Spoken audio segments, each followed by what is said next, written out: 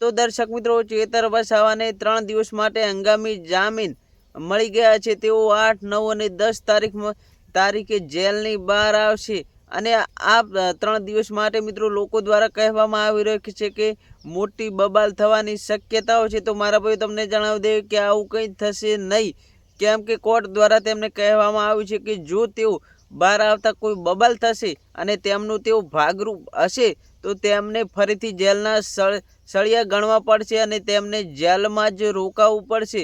તેમને ફરીથી જામીન મળશે નહીં એવું મિત્રો કોર્ટ દ્વારા કહેવામાં આવ્યું છે અને અમુક શરતોને આધીન તેમને જેલની બહાર મોકલવામાં આવ્યા છે। જો તે શરતોનું પાલન કરવામાં નહીં આવે તો ચેતર વસાવાને જેલના સળિયા મિત્રો તેમને સજા પણ પડી શકશે। તેઓ લાંબો સમય સુધી જેલમાં જ રોકાવું પડશે। 10 તારીખે રાત્રે તેઓ વડોદરા સેન્ટ્રલ જેલમાં પાછું જવાનું છે।